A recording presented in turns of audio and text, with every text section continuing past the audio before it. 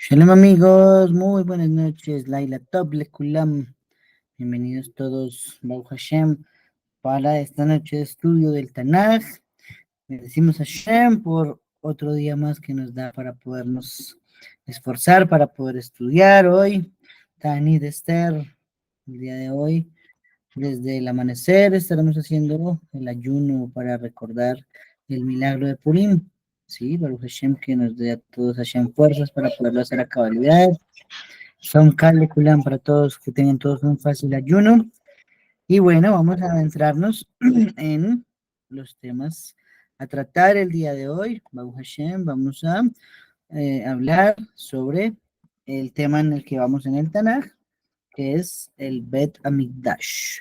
Sí, ayer estuvimos hablando varios temas acerca de los preparativos que hizo Shlomo Amelech sobre la madera, los capataces, los ingenieros, los obreros, y hoy vamos a ver ya un poquito más acerca de la edificación. Les voy a compartir ahorita unas fotos más o menos para que nos podamos guiar y podamos entender un poquito mejor todo lo que rodea la construcción del Bet HaMikdash. ¿Listo? Muy bien.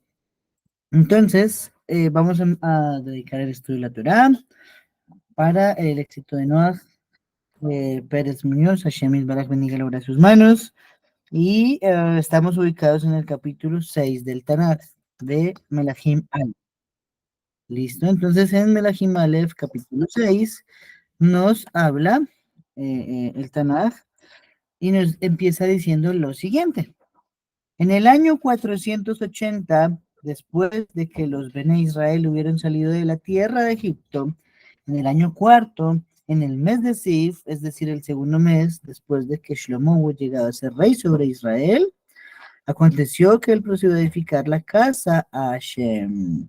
Y la casa que el rey Shlomo edificó a Hashem tenía 60 codos de longitud y 20 de anchura y 30 codos de altura.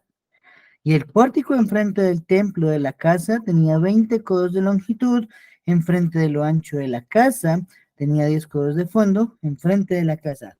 Bueno, qué bonito, ¿no? Hay algo muy chévere que no es una casualidad, sino que son, ahí sí como se dice, la simetría de Hashem, que es un engranaje perfecto, y es que estemos estudiando sobre la construcción del Bet HaMikdash cuando ya acabamos de pasar las 5 parashiot de la Torá, que hablaron sobre la construcción del Mishkan en el desierto. Eso no es una casualidad, eso no es una coincidencia. Hashem nos puso que hoy, después de haber finalizado todo el libro de Shemot, estemos estudiando este tema por algo.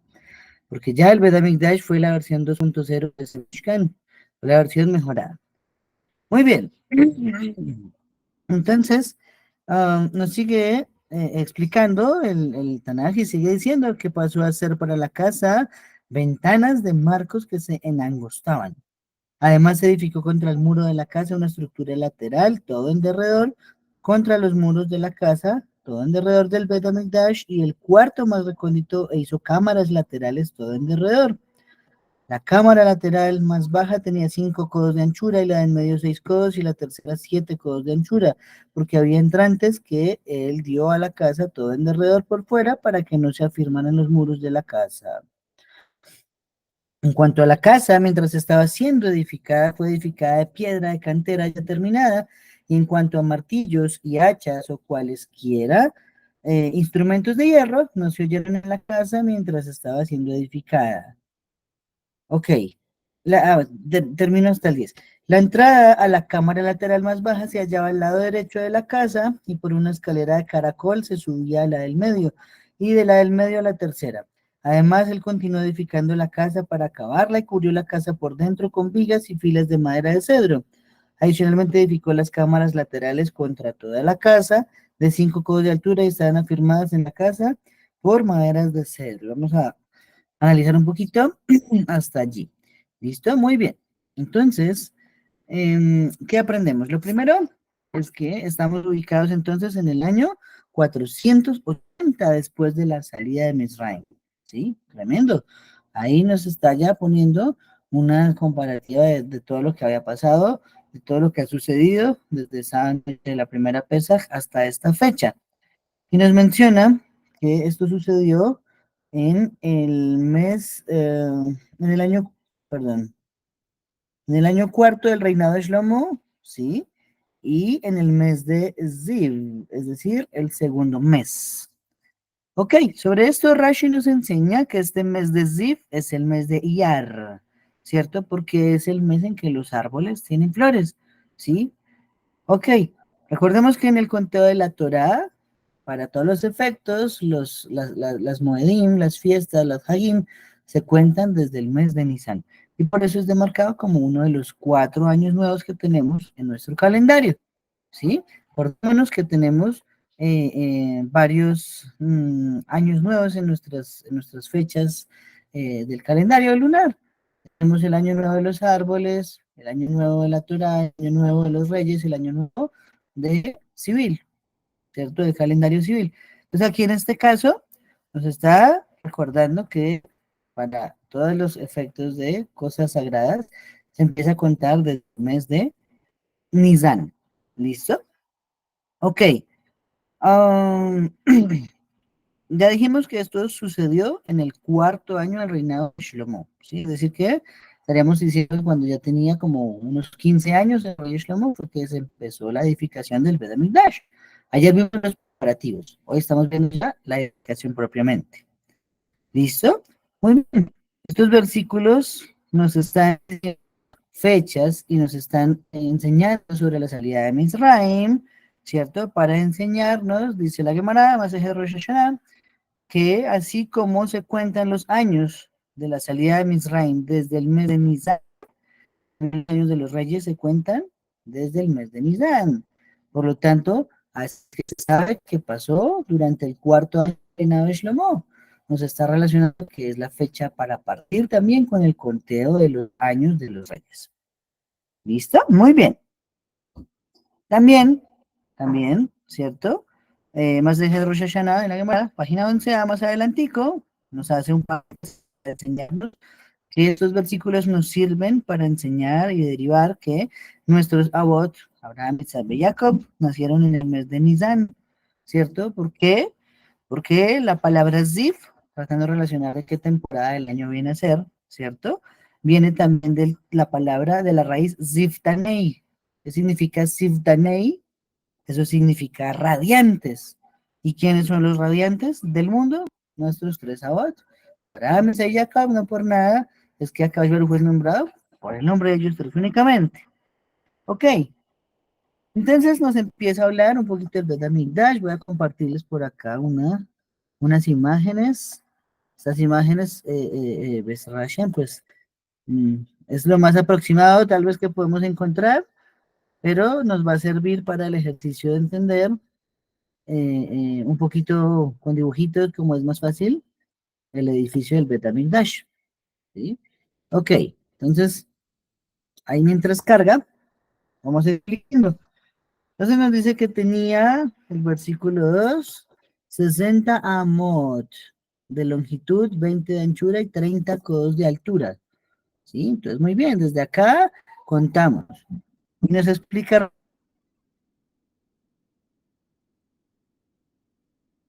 Rashi, 40 amot, entonces digamos esta zona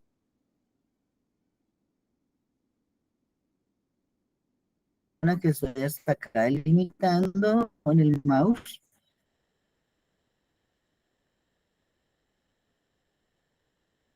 pero que se pueda ver esta zona que es llamada el santuario,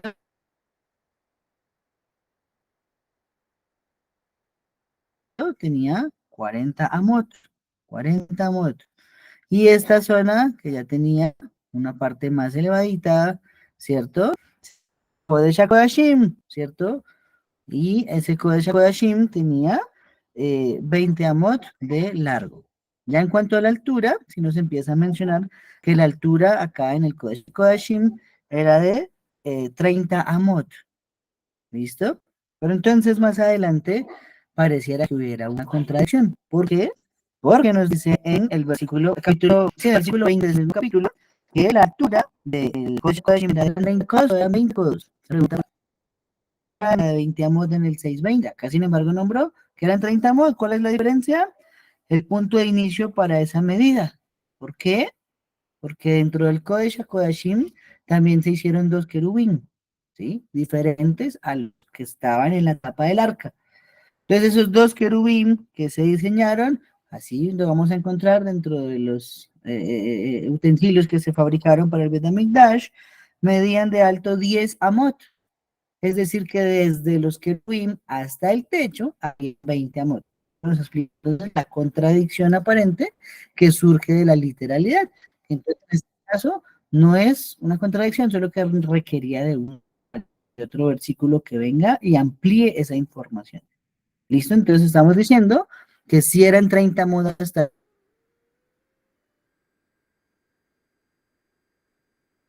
el techo, acá en el Kodesh HaKodashim, solo que más adelante cuando el Tanakh nombra 20 es porque hasta 10 amot medían los querubim que se diseñaron para poner allá adentro de ese lugar.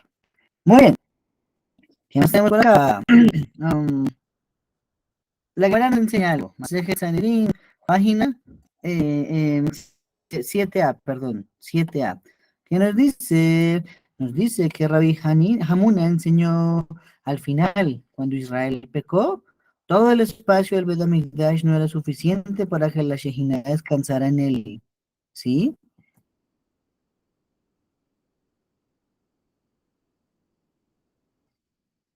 O sea, aquí estamos diciendo que en ese mismo edificio que estamos viendo en la pantalla es donde se hizo el servicio a Hashem. La Shejina cabía y teníamos un centro de conexión con Hashem directico, un canal ininterrumpido todo el tiempo, 24 horas, 7 días.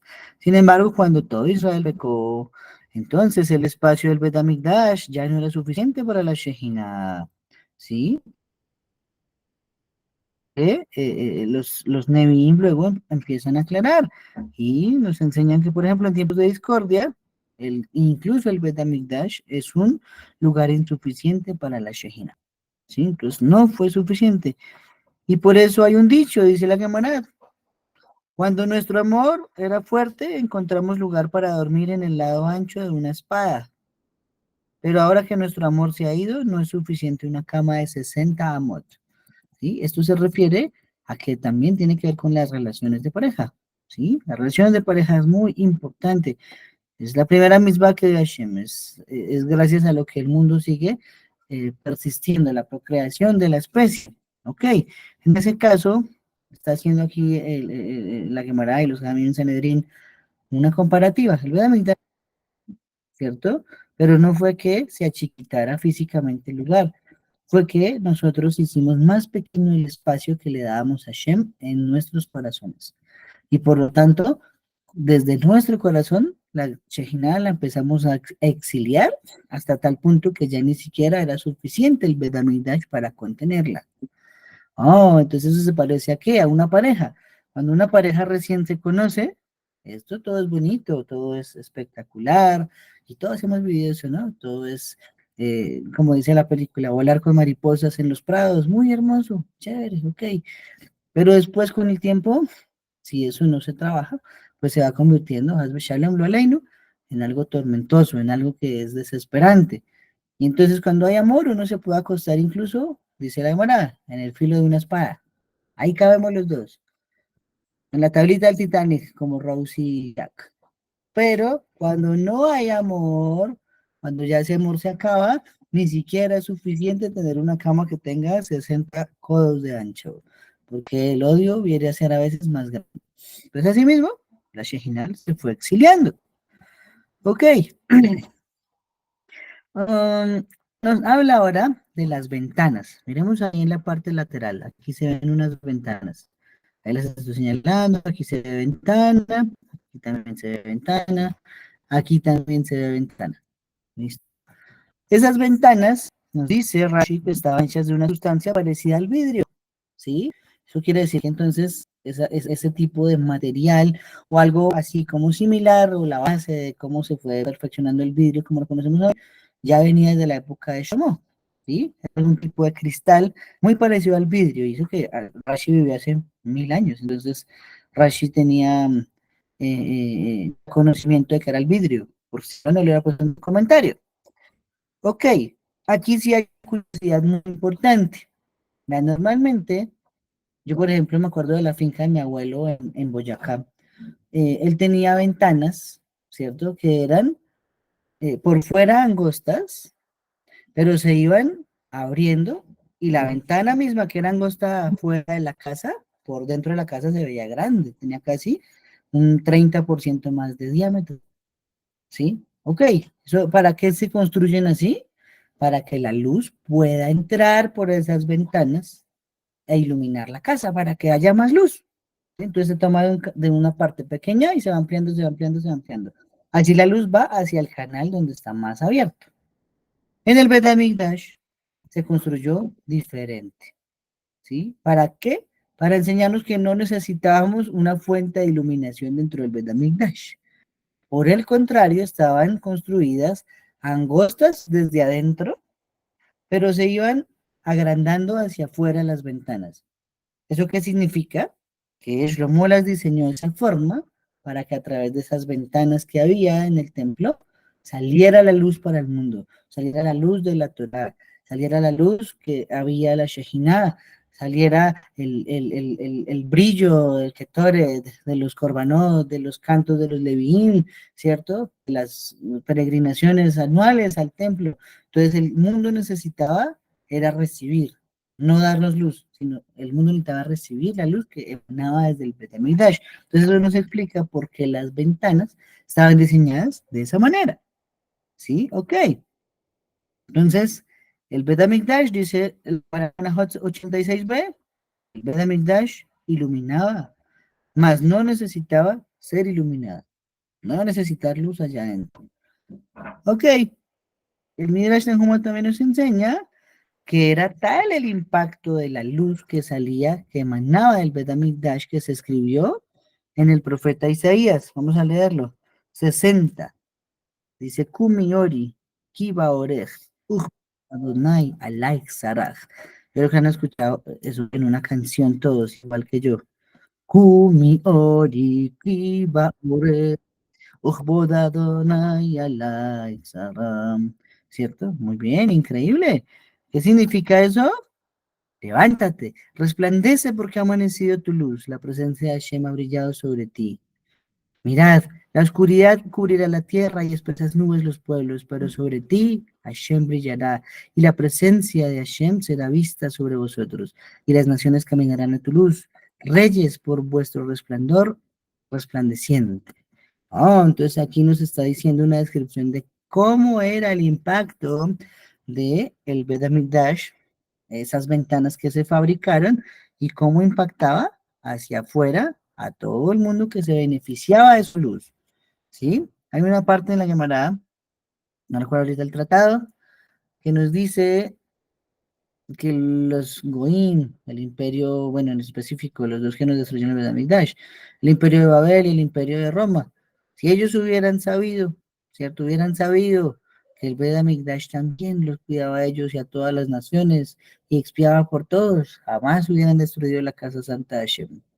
Pero claro, pues a todas estas personas se les subía el ego y querían ir a pelear, ya ni siquiera contra los judíos, sino contra Hashem mismo. Entonces, pues ahí sí, eh, eh, perdimos todos, no perdió solo Israel. Ellos creen que, ay, derrotamos a Israel porque les destruimos el Bet David. No, perdió todo el planeta. Perdió Roma también, perdió Babel, perdió todo el mundo. Ok, luego nos dice que, versículo 5 que el rey Shlomo le hizo cámaras al Bet Amigdash, por fuera, al sur, al oeste y al norte contra los muros del Bet Amigdash. Oh, entonces aquí viene y nos empieza a explicar un poquito.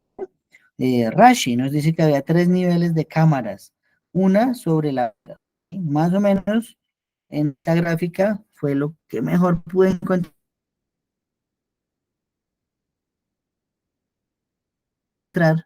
Aquí vemos nivel uno, nivel 2.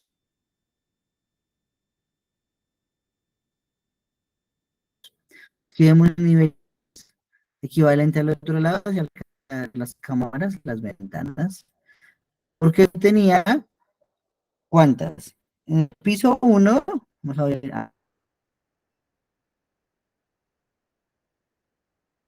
a ubicarnos acá. El piso uno dice Rashi, habían 5 cámaras en todo lado, 5 acá,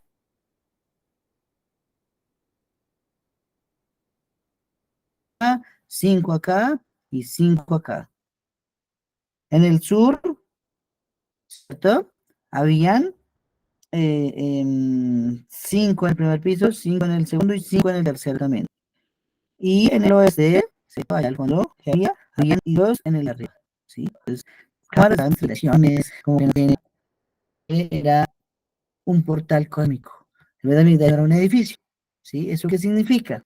Cuentan las historias que cuando todo el mundo llegaba al Vedamigdash, ¿cierto? Cuando estaban de pie, no había espacio, parecía un transmilenio. Todo el mundo iba así, espichado, espichado, espichado. Pero cuando llegaba el momento de inclinarse delante del Rey de Reyes, todo el mundo tenía espacio de sobra, dice la Gemara, como 2 amot para cada lado, ¿cierto? O sea que había un metro a todos lados para poderse arrodillar y poder rezar delante de Hashem. Eso significa que había un milagro que tenía que ver con la ampliación del espacio, ¿sí? Otra cosa que pareciera no tener sentido es que nos va a explicar que Shlomo llevó el Mishkan hacia el Bet HaMikdash, ¿cierto? ¿Cómo así? O sea, eso significaría que entonces dentro de ese edificio llamado el Bet HaMikdash estaba armado también el Mishkan. Y ahí ya las medidas no tienen lógica, porque no coinciden. No cabría propiamente el Mishkan dentro del Bet HaMikdash. Pues, ¿qué pasaba? Que allá dentro del Bet HaMikdash el tiempo-espacio no funcionaba lo mismo que afuera. Eso era un portal cósmico para poderse comunicar con los mundos superiores, ¿sí? Entonces, eso nos explica el por qué ahora el mundo está a la deriva, porque no tenemos un timón. Ese timón llamado el Bet HaMikdash lo perdimos. Ahora, no pasan milagros en nuestros días, ¿sí? No pasan cosas así extraordinarias como pasaban a nuestros antepasados. Eso se debe a la no existencia del Bet HaMikdash, ¿sí? Entonces, en total, según las cuentas que acabamos de decir, habían 38 cámaras en el Vedamigdash, habían 38 habitaciones. Y ahí también pierde sentido la física, pierde sentido las medidas. ¿Cómo así que 38 habitaciones si en ese edificio, según medimos a codo, y nos escribió aquí incluso don Joseph, una AMA son 52 centímetros aproximadamente, entre 48 y 52. Entonces, ¿cómo es posible que hubieran 38 habitaciones? Las medidas como que no cuadran, ¿cierto? Bueno, eso era la magia del Bet HaMikdash. Todo parece ser que no se sale de nuestra capacidad de razonar las medidas y las capacidades, pero en realidad sí funcionaba, es porque no tenía que ver con nuestra dimensión acá de tiempo y espacio, ¿sí? Para hacer también Dash se podía encender fuego, se tenía que encender fuego en Shabbat. Dentro del Dash se tenían que hacer sacrificios en Shabbat, ¿sí? Entonces eso quiere decir que allá el tiempo funciona también diferentísimo. Esto es espectacular hablar del Dash. Muy bien. Mm,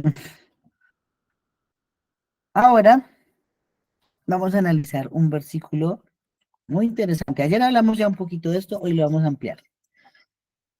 Nos dice el versículo 7, en cuanto a la casa, mientras estaba siendo edificada, fue edificada de piedra de cantera ya terminada, y en cuanto a martillos, hachas o cualquier instrumento de hierro, no se oyeron en la casa mientras estaba siendo edificada. Oh, entonces esto nos lleva a hablar del Shamir. Anoche hablamos un poquito del Shamir, pero les voy a traer pruebas de cómo es que Shlomo pudo dominar demonios. ¿Listo? Les voy a leer Coelet 2:2. Esa es la cita. Coelet 2:2 dice lo siguiente. Canastili, Gam Kesef Besahav, Uzgulat Melachim, Ve'amedinot Asiti, Li Sarim Besarot, Beta'anugu, Bet Benei Adam, Shida Beshidot. ¿Sí? Shida Beshidot. Ahí está la clave de lo que vamos a estudiar. Shida Beshidot. Entonces, ¿qué es lo que quiere decir ese versículo en Coelet 2:2? Está diciendo Shlomo, acumulé además plata y oro, tesoros de reyes y provincias, me conseguí cantantes y cantantes, o sea, cantantes y cantoras, así como los lujos de los plebeyos, y aquí hay una frase que en español no tiene ninguna lógica, arcas y arcas de ellos, como arcas y arcas, eso no en hebreo, les resiste, ¿qué dice? Shida be Shidot. Y estas son la única vez que aparecen esas palabras en todo el Tanaj. ¿Eso qué significaría? ¿Listo? Vamos a hablarlo. Esto está en Gittin, en el Talmud, en la página 68a. Este versículo nos está enseñando la fuente de por qué se afirma que Shlomo dominaba a los demonios. Esa es la fuente está en el mismo Tanaj, no se lo inventaron nadie. ¿Sí? ¿Cuál es la fuente? Shidai y Shidot viene a significar demonios y demonias, porque se escriben con Shin Dalet, igual que Shedim, ¿cierto? O Shedot, que aquí nos está diciendo Shidim, Shidot, está refiriéndose a demonios y demonias. ¿Listo? Entonces esto nos explica cómo era que lo controlaba. Eso que está en pantalla, pues no es propiamente el anillo de Shlomo, pero es una representación así barata, digamos, esa sí es una representación barata. Ese pentagrama lo diseñó Shlomo. Shlomo podía dentro de él capturar 7 demonios, dice la Gemara, ¿cierto? Y ponerlos a su servicio. Entonces él utilizaba sus demonios para hacer cosas que no se podían hacer en la época. En la época no habían, por ejemplo, montacargas. En la época no habrían grúas. En la época no habían andamios. Entonces, para hacer una edificación como era el Bet HaMikdash, hasta esa altura, con esos bloques tan grandes y tan pesados, ¿cómo los íbamos a mover? Nadie tenía ni logística esa logística para poder hacer esos trasteos. Entonces necesitaban algo muy descomunal para poder trabajar. Que entonces viene un poquito a empalmar con lo que pasó, que estudiamos anoche. Viene la historia del Shamir, viene la historia de que se abrió a la montaña un huequito por abajo, ya lo vimos ayer, y se le echó vino, y entonces después de un tiempo el rey de los demonios no se aguantó la sed, igual fue y bebió, ¿cierto? Dios que emborrachó. Oh, entonces cuando se emborrachó, nos dice, siguiendo la Gemara en Gitín, Benayahu ben Yehoyada tomó a ese rey de los demonios y lo encerró, ¿cierto?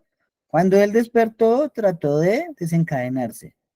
Y Benayahu le dijo, el nombre de tu maestro está sobre ti, no rompas la cadena porque tiene el nombre de Hashem y está prohibido destruir el nombre de Hashem.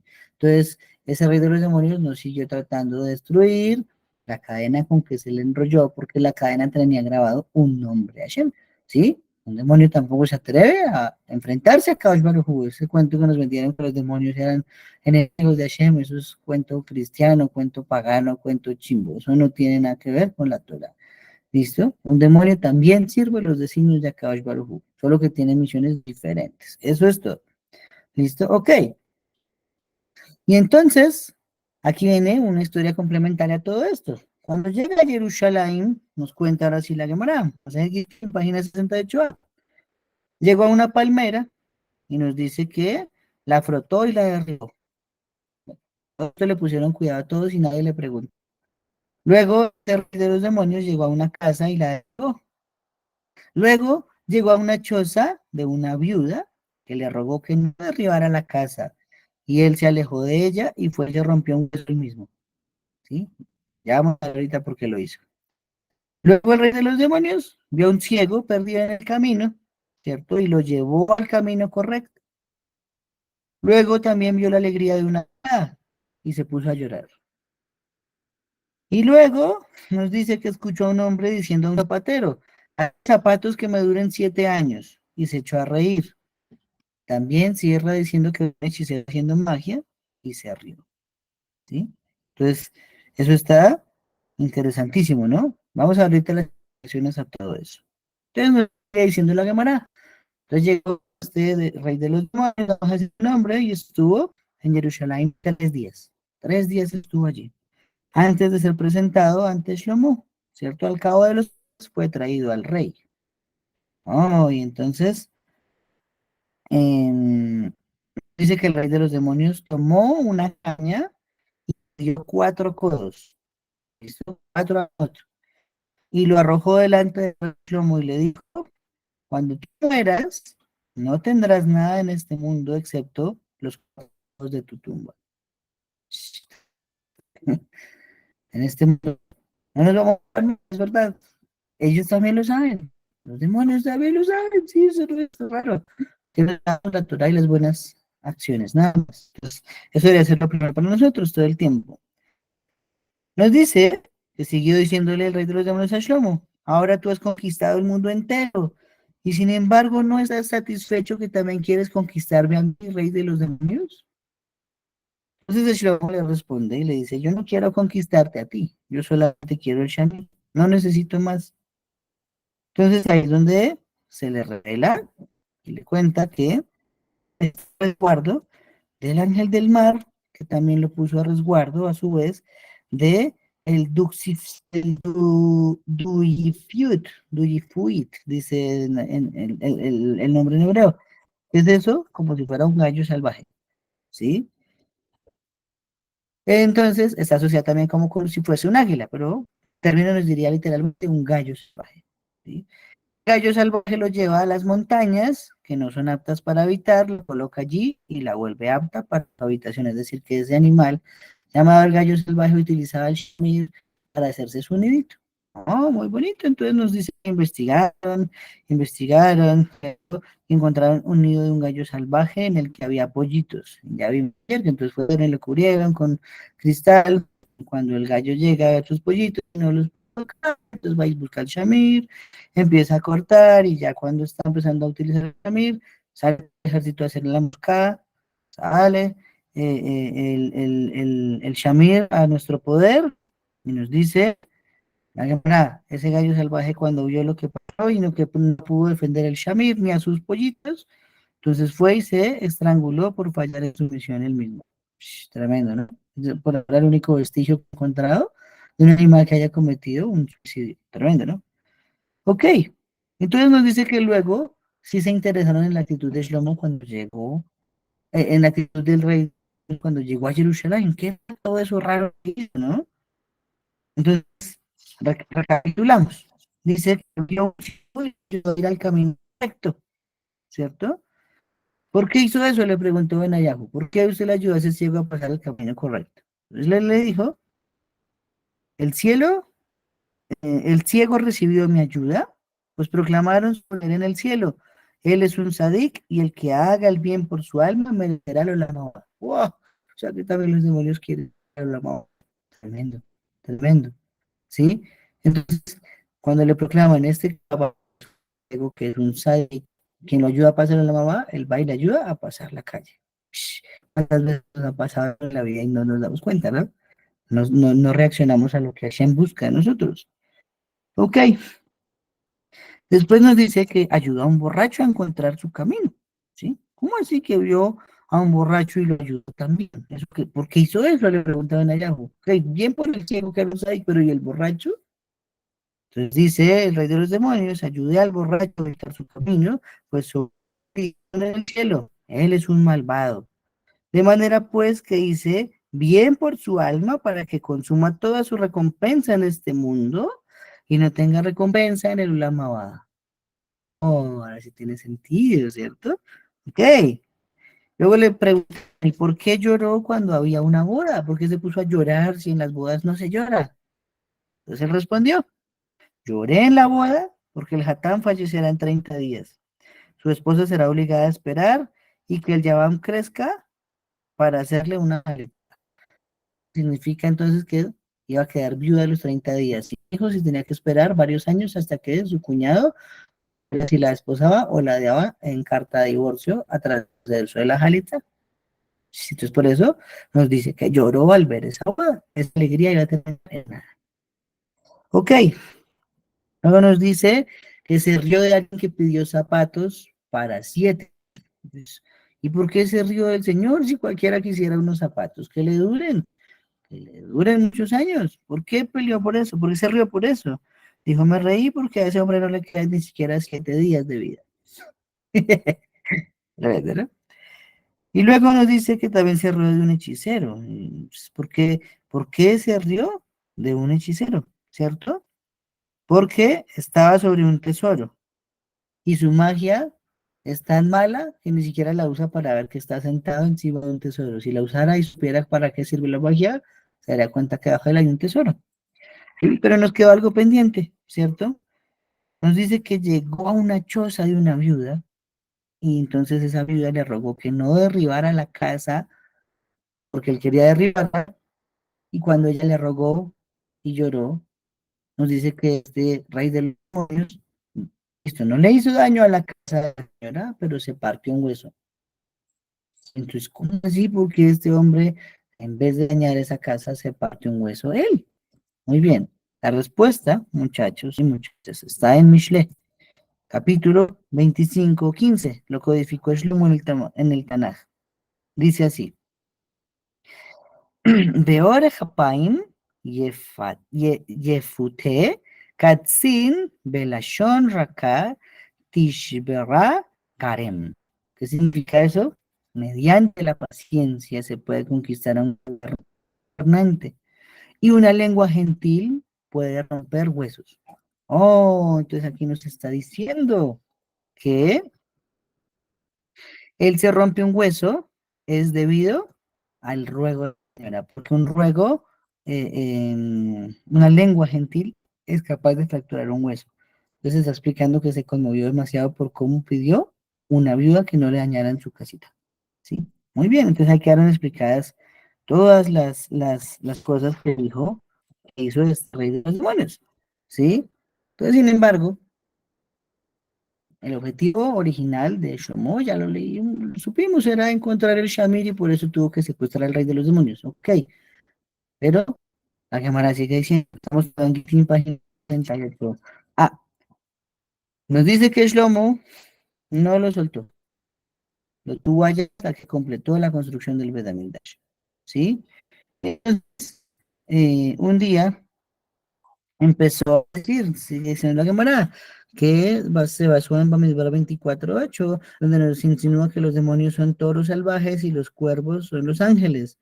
Entonces Shlomo quiso saber a qué se debía esa comparación, ¿sí?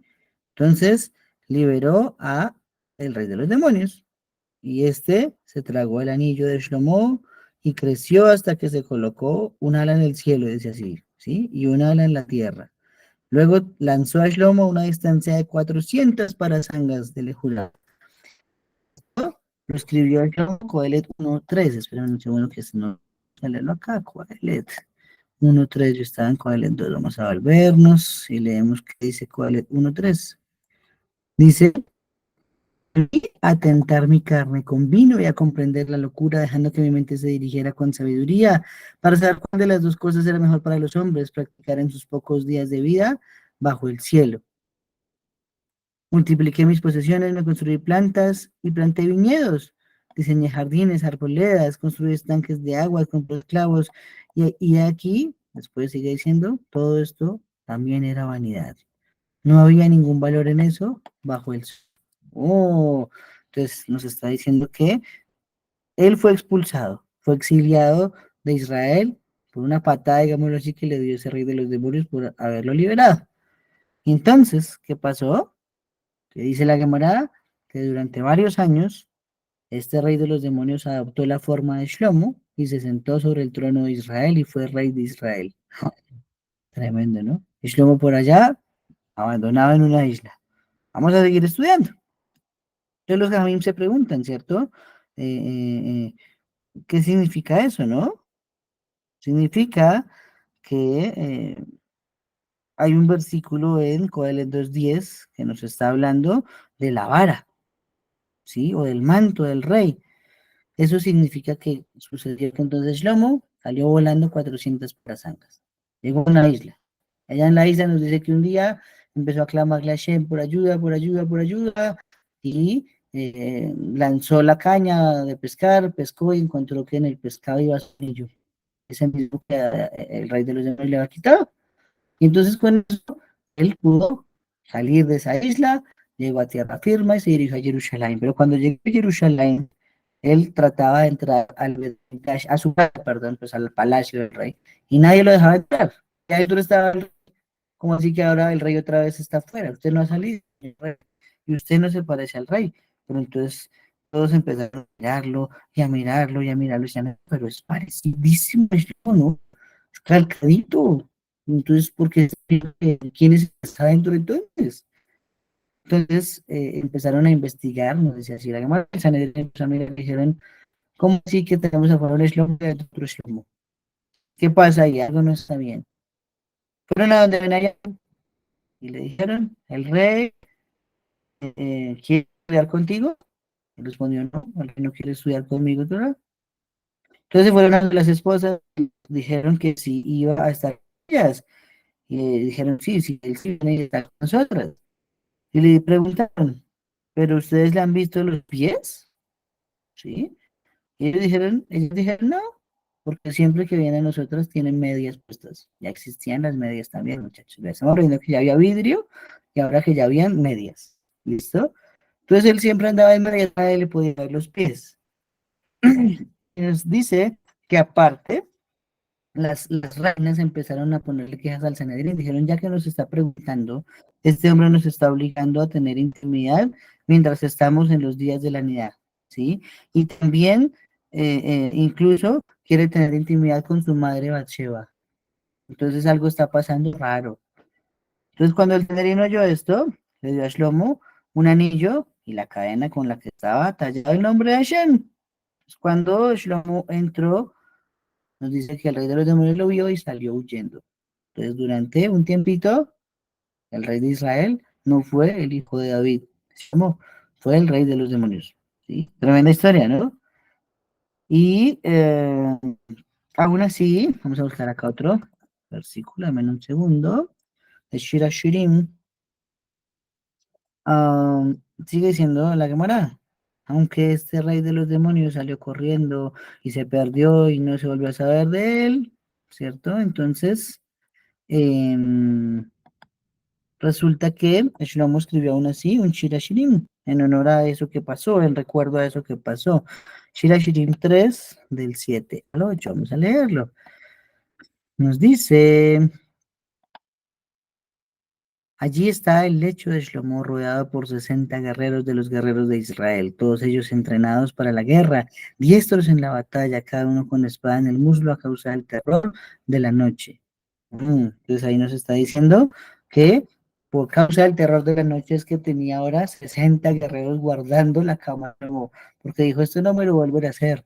A mí este tipo no vuelve a quitarme el peinado, no vuelve a suplantarme, así que estableció una guardia nocturna que todo el tiempo está vigilando, que no fuera a tratar de suplantar al rey. Y esta prueba que nos dice que Shlomo de algún tiempo, no sé de cuánto, no fue el rey de Israel. Y ahí están las pruebas del Tanaj, solo que nuestras traducciones no nos ayudan para poderlas entender bien. Tampoco, pues, digamos que dentro de la erudición de nuestra época, somos capaces de dar un evento, otro evento. Ok, ahora, dice la Gemara, más de hecho, esta es una pregunta que nos hicieron anoche. ¿Qué la hizo Pinjas? Mm, dice aquí en Masejet Sotá, página 48b. Luego de la destrucción del primer Bet HaMikdash, el Shamir dejó de existir. Es decir, que entonces, según nos enseñan también en el Talmud, el Shamir no existe, no es que esté escondido, pero pues, o puede que esté escondido, pero ahí está su ubicación, no sé. Pero dejó de existir, está escrito así en la Gemara. Nos dice que era del tamaño de una grano de cebada, que era pequeñito, algo pequeño, pequeño, pequeño, era como un grano de cebada. Y se envolvía, bueno, este es un hidush, ¿cómo se transportaba el shamir? Porque pensemos que si es un animal corrosivo, donde lo pongamos va a romper de ahí para abajo. Entonces, ¿cómo se contiene que no corrompe, ¿cierto? Hay que parar la respuesta y dice, se envolvía en mechones de lana, se ponía en una bandeja de plomo llena de salvado de cebada y así no se rompía. Es decir, que la cebada aislaba el líquido corrosivo que emanaba del shamir, ¿sí? Y eso también nos enseña muchas cosas. Vamos a decir una, que aún lo más fuerte, aún lo más rudo, aún lo más riguroso puede ser ablandado por algo muy pequeño, ¿sí? Aún una persona muy grande puede ser ablandado por alguien muy pequeño. Pensemos si no, cuando nosotros que somos papás, ¿sí? Hay momentos en que uno tiene la ira al 100%, pero llega un bebé y eso pasa, llega un niño y le da un abrazo y le dice, papá, buenas noches. Se le olvida a uno el mal, porque uno tiene cómo ser ablandado. El shamir no era la excepción, aunque nada lo contenía, la cebada sí lo contenía. Algo que se consigue muy fácilmente, cebada, algo que es de consumo de todos los días para muchos alimentos. Eso lo podía mantener. ¿Listo? Muy bien. Mm, ok, vamos a ver por acá. Déjame un segundo, vamos a ver Mishle 22-29. ¿Dónde está Mishle? 22. Este versículo del Tanakh. Vean a un hombre experto en su trabajo. Atenderá a los reyes, no atenderá a hombres oscuros. O sea, dicho en otras traducciones más fáciles, ¿has visto un hombre diligente en su trabajo? Él será siempre a la altura de los reyes, no a la altura de cualquier persona. Oh, entonces está refiriéndose, dice Shirashirim, Rabá, o sea, el Midrash, que se está refiriendo ese versículo a Shlomo mismo. ¿Por qué? Porque Shlomo fue diligente en la construcción del Bet HaMikdash. Construir el Bet HaMikdash le tomó a Shlomo 7 años. En cambio, su casa personal no le puso tanto afán y su palacio se demoró en construirlo 13 años. Entonces, de ahí aprendemos que fue un hombre experto y diligente en su trabajo, que fue construir el Bet HaMikdash. De esa forma, él entonces atendió, es decir, atendió a Kadosh Baruj Hu, llegó a la altura de arriba, va a ser más que todos los hombres, eso es Moshe Rabbeinu, ¿sí? Así siempre Shlomo es la cabeza de los reyes de Israel por hacer la obra más maravillosa de la creación, el Amidash. Oh, muy bien. ¿Qué más tenemos por acá? Bueno, nos enseña Rashi que el versículo 15, vamos, seguimos otra vez haciendo la lectura, otra vez volviendo a la construcción del Bet HaMikdash. Vamos a poner el Bet HaMikdash aquí en la pantalla también para que sea más bonito. Y ahora miremos a ese que perdió la pelea, ¿cierto? Tenemos que sigue escribiéndonos qué más se hizo. Shlomo continuó edificando la casa para acabarla y procedió a edificar las paredes de la casa dentro de ella con tablas de cedro. Desde el suelo de la casa hasta las vigas del techo, la revisió con madera por dentro, es decir, el piso de la casa con tablas de enebro. Ana edificó 20 codos a los lados posteriores con las tablas de cedro y la casa resultó ser de 40 codos, ya las mismas medidas, y todo estaba recubierto con oro, por dentro y por fuera. Entonces aquí nos dice Rashi que igual que la Arna Kodesh, ¿cierto? El arca del pacto contenía muchas santidades, lo que estaba allí, lo que está todavía. ah, um, Estaba recubierto de oro por fuera, el Vedamida también, oro por dentro, oro por fuera. Que así como se ve magnífico que pudo haber sido con esta ilustración por fuera, por dentro también era magnífico, por dentro también era maravilloso el Vedamida. Y ese es el ejemplo de lo que debe ser una persona, ¿cierto? Una persona tiene que ser oro por dentro, oro por fuera, como el Arona Kodesh, que las acciones que hace en lo secreto sean coherentes con las acciones que hace en lo público, ¿sí? Que no sea una persona en la casa y otra fuera de la casa, ¿sí? Que no sea que afuera sea servicial y todo bondad, pero adentro viva despotricando de los demás, o cosas así. Es una enseñanza que se puede extraer del Arona Kodesh. Todo tenía madera que no dejaba ver ninguna piedra. Y entonces toda esa madera también tenía grabados, sigue siendo Rashi, en forma de huevos redondos.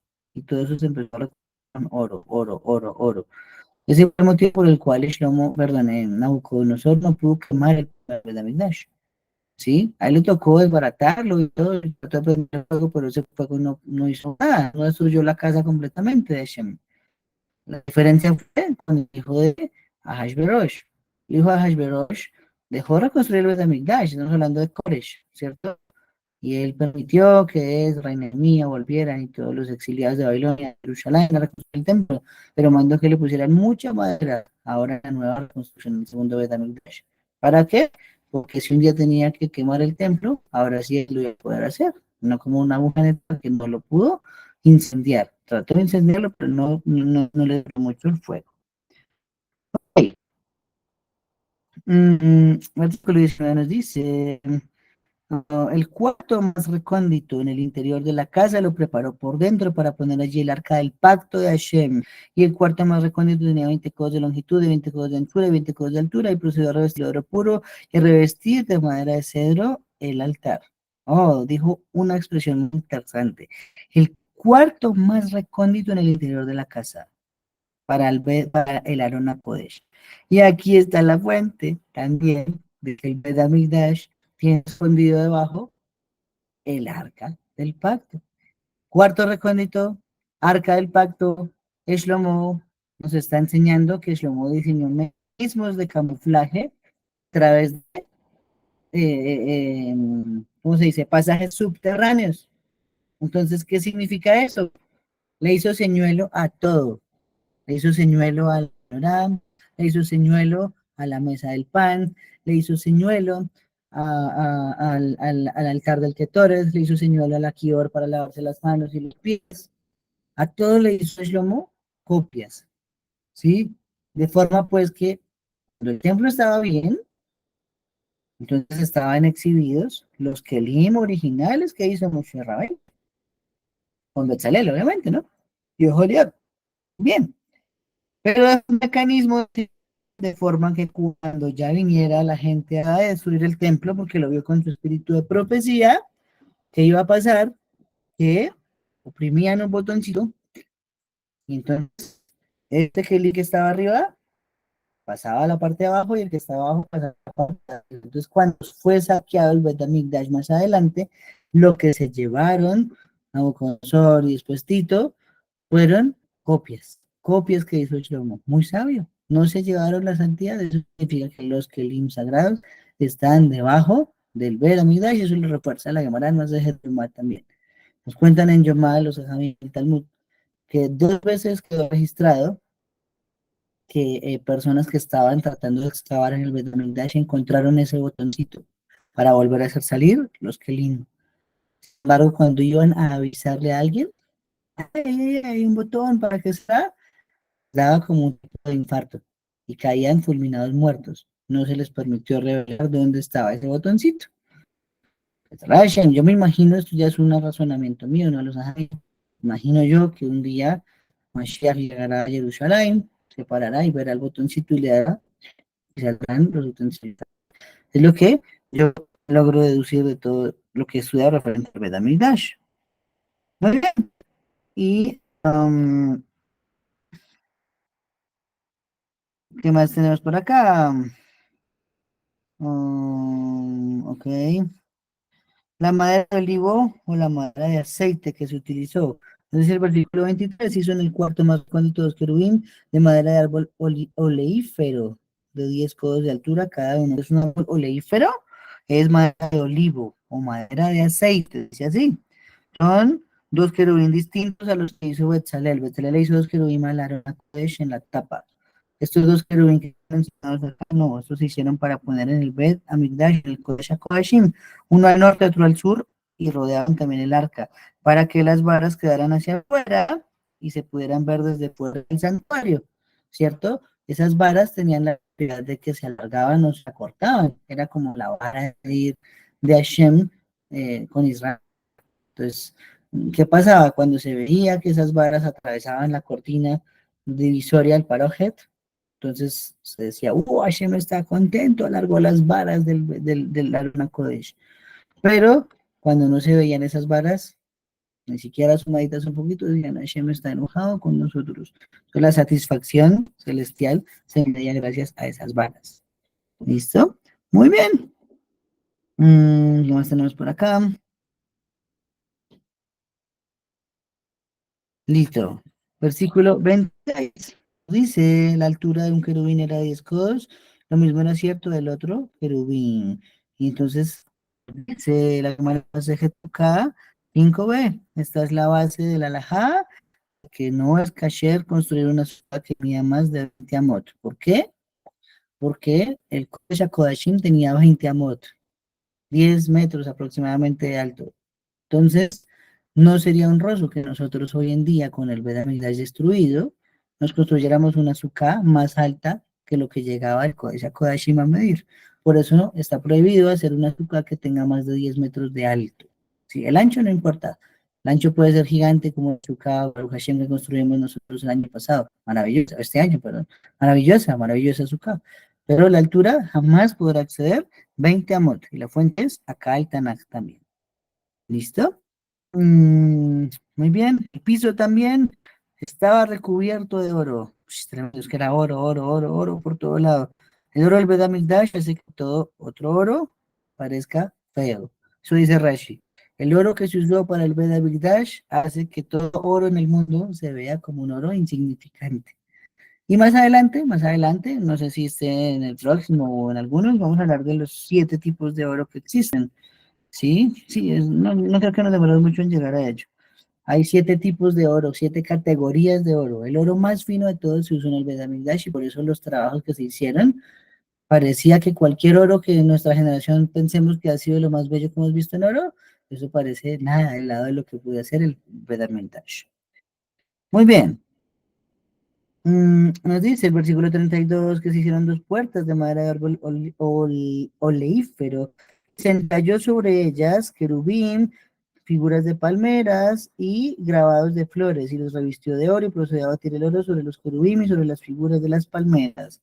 Sí, esto nos enseña que todo esto fue hecho en madera y luego se recubrió con oro para no dañar ninguna de las figuras talladas.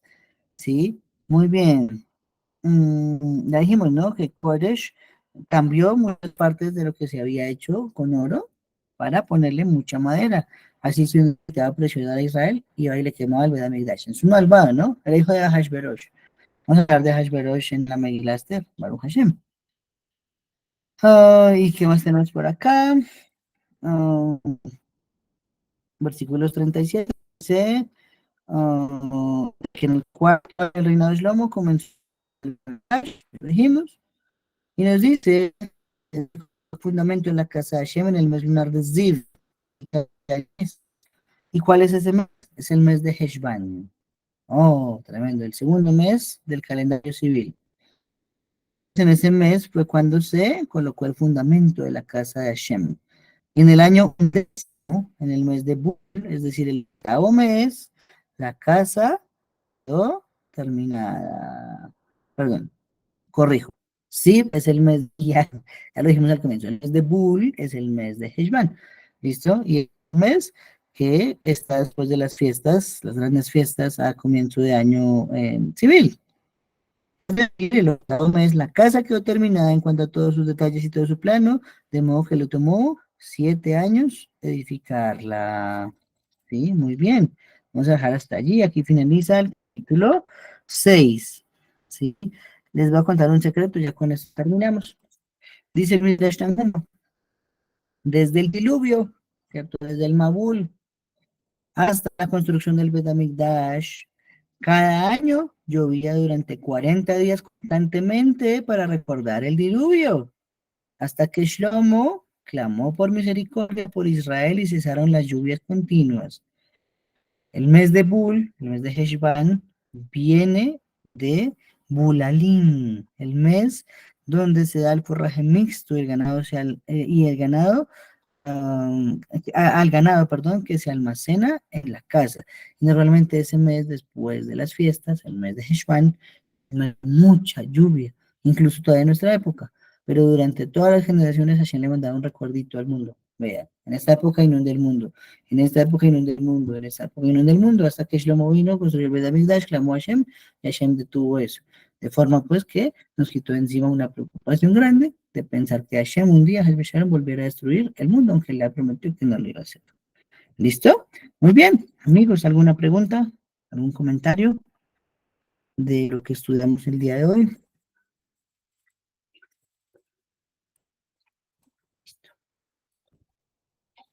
Tenemos el chat, que a veces se me olvida mirar el chat. No, no hay nada más en el chat. Oh, dice, ya se conocía algo parecido al vidrio de la época de los egipcios y los griegos, lo extraían de alguna arena. Después los romanos lo perfeccionaron. Tremendo, el vidrio se remonta de mucho tiempo atrás. Para mí fue una novedad cuando por primera vez todo esto del Tanaj. En estos pasajes, a ver que existían ya esos vídeos en la época de Shlomo. Bueno, amigos, entonces creo que no hay preguntas y no hay comentarios. Entonces, Baruch Hashem, nos vemos mañana nuevamente para seguir con nuestros estudios. Que tengan todos un ayuno fácil, son Kal, Kulam, y que nos regocijemos en Hashem por los milagros que hacen este mes y que este mes nos dé victoria sobre todos nuestros enemigos. A todos, Laila Top, Shalom Aleichem, muchachos.